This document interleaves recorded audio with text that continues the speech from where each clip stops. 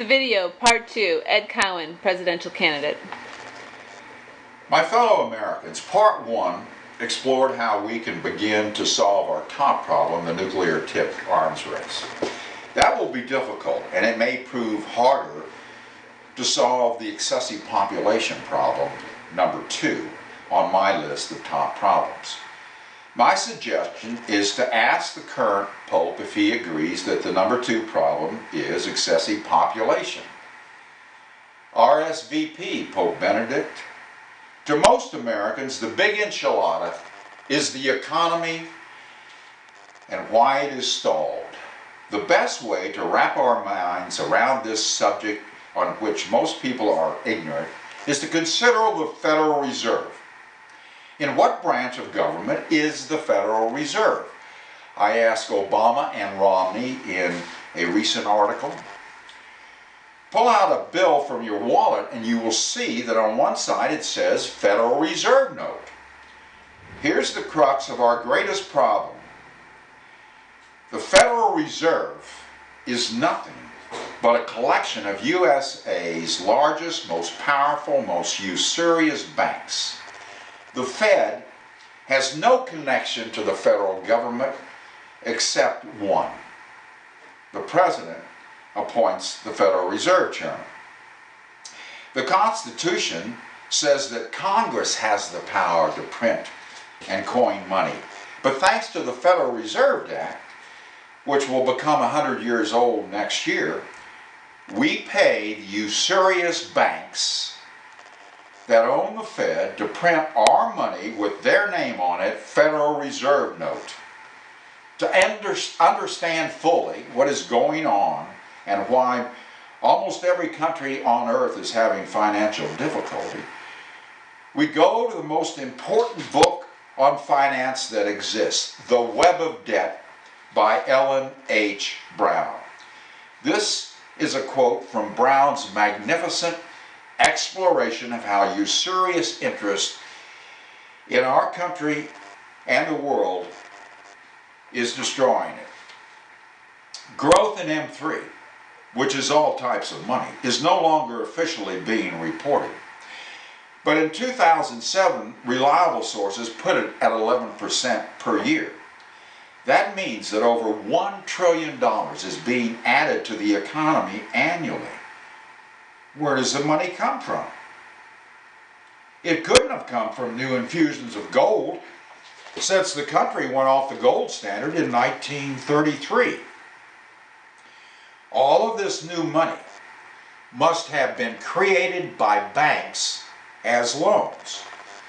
As soon as the loans are paid off, the money has to be borrowed all over again, just to keep the money in the system. And it is here that we find the real cause of global scarcity. Somebody is paying interest on most of the money in the world all of the time. She means several million somebodies. Consider what Lincoln accomplished by printing $400 million in U.S. greenbacks after refusing to borrow from the usurious banks. Again, quoting Brown, Ellen Brown's The Web of Debt. His government built and equipped the largest army in the world, smashed the British finance insurrection, abolished slavery, and freed 4 million slaves. Along the way, the country managed to become the greatest industrial giant the world had ever seen. The steel industry was launched. A continental railroad system was created. The Department of Agriculture was established. A new era of farm machinery and cheap tools was promoted. A system of free higher education was established through the land-grant college system, the A&M universities. Land development was encouraged by passage of the Homestead Act, granting ownership privileges to settlers. Major government support was provided to all branches of science. The Bureau of Mines was organized. Governments in the Western territories were established. The judicial system was reorganized. Labor productivity, get this, increased 50 to 75%. And standardization and mass production was promoted worldwide. All of that, folks, in 4 years and a month. My suspicion is that this was the greatest 4-year development in the history of mankind. The greatest 4-year development of opportunity in the history of the world. My advice to President Obama is to propose emergency legislation to nationalize the Federal Reserve, which is not a part of our government, is nothing more than a illegal cabal of America's largest banks. The Fed actually charges us to print our money, and they print Federal Reserve note on the bills. How much money have the banks in the USA sucked out of our pockets, paychecks, and retirement plans of we Americans who have to work 2 jobs to make a living?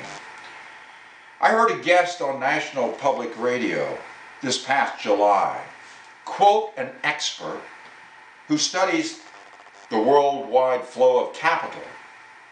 The expert estimated the amount of money that has flowed into Swiss and Cayman Island banks is $700 trillion. A number that is hard to fathom. The money is not in the form of cash, obviously. All the notes and coins in the entire world would undoubtedly not total $1 trillion. Whatever the amount, the money on the computers of Switzerland and Cayman Islands is very real. Most of it is probably owned by the people on the Forbes billionaire list. $700 trillion is a dollar sign, 7 and 14 zeros following. 14 zeros. In what form is it? Cash, bonds, or just clicks of a mouse? The answer is that those 700 trillion bucks are mostly just numbers in fat cat bank accounts that can be used with the click of a mouse, but they represent real value in the form of capital. The ruthless billionaire bankers have sucked this money out of our pockets with usurious interest on credit cards, mortgages, and loans. My very first act, if elected, will be to ask for immediate legislation from Congress to immediately nationalize the Federal Reserve into the Treasury Department.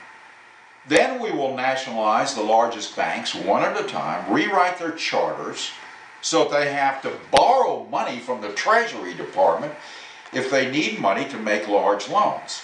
And most importantly, it will be expressed in the charter of every corporation that the corporation will serve the people and community first, and the stockholders second.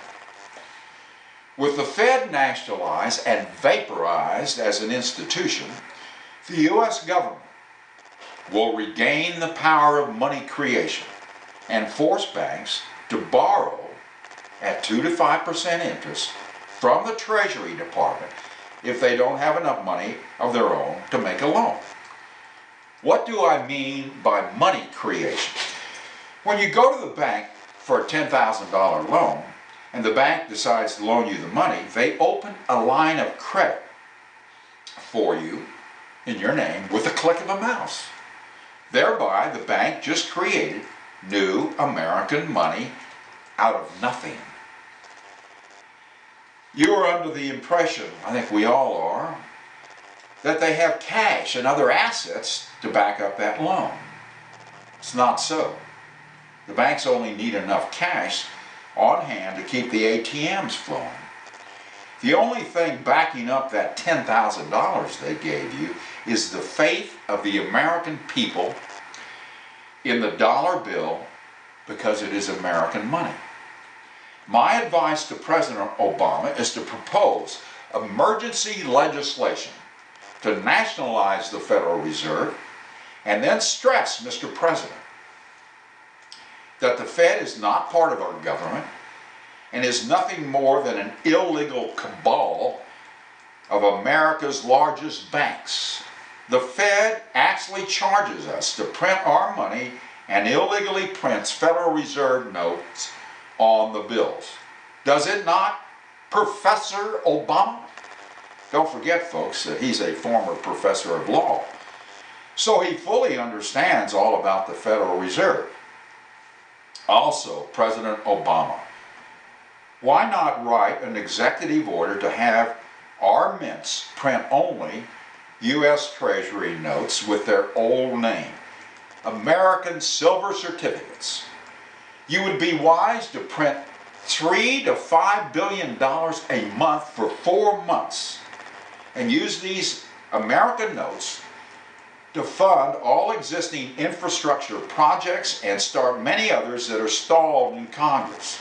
You simply go around the legislative roadblock erected by the reactionaries in the House by claiming a president's emergency powers to save the country from gridlock. You want to play hardball, Republicans, the president says? Check out this pitch that is high and inside, sports fans. Are we going to see some of you in Congress try to impeach me because you reactionaries therein want to protect the usurious Federal Reserve? Or are you going to join me in building the infrastructure that America needs for the 21st century? A final point. The 3 to 5 billion silver certificates printed and put in circulation each month for about 4 months should mainly be paid in cash, new American silver certificates. That puts new money in people's hands and pockets, and they spend most of it because they have great pent-up need that they can now satisfy. So suddenly, you have several million people with new purchasing power, and most will be skilled and semi-skilled jobs. There is a large infusion of cash, but it is not inflationary because it is going to pay for basic needs that were sitting on a shelf and not being used. The infusions of cash thereby grows the economy as a result of the new purchasing power by people who were idle and a drag on the economy. With these fresh new ideas, I suggest that President Obama would waltz backwards into the White House for a second term. Now it's time to quote this great statement from our greatest Republican. Labor is prior to and independent of capital. Capital is only the fruit of labor and could never have existed if labor had not first existed. Labor is the superior of capital and deserves much the higher consideration. Lincoln wrote those words during the darkest hour of this republic up until that point, December 1861. His message is heard loud and clear by liberals and progressives. But most conservatives, today reactionary Republicans, would attribute those words to Karl Marx. This quote shows how far the Republican Party has evolved from its founder. They are now 180 degrees out of sync with Honest Abe, heading the other direction. I'm talking about human greed, folks. The cause of disparity, problem 4. Disparity, both within and between nations, is a direct consequence of unrestricted greed. It is directly linked to the market economy. We want to create a sustainable, healthy, people-oriented, free enterprise economy in the United States. Worldwide, every nation will choose their own economy. And the most successful programs in the developing world are the people-to-people microloans that nurture and grow the local economy worldwide. Instead of the rapacious race to the bottom of reactionary Republicans, we want to grow the local economy on a sustainable, organic basis worldwide.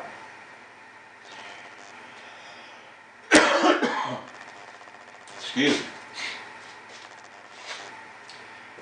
That's it for today.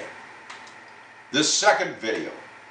There will soon be a third and final video, part 3. In the meantime, we need and wait for world leaders to respond. Politicians and media talking heads worldwide. It's time for you to answer these tough questions and come up with something better if you can. All of this and a lot more are possible, folks, if we can get our politicians to engage and answer the all-important questions about our top 5 problems. Also remember that we have the answers, and it's a mighty big we. Next time, that ugliest of pestering sores of despair and death, Syria, the aftermath of 9/11, and much more, including how to more successfully work harder for truth, freedom, equality, peace, and justice. Leaders everywhere, we need to hear from you. And you, my fellow Americans, you are a part of it if you want to be. Ed Cowan, 2012. Have speech, will travel. See ya. Bye-bye.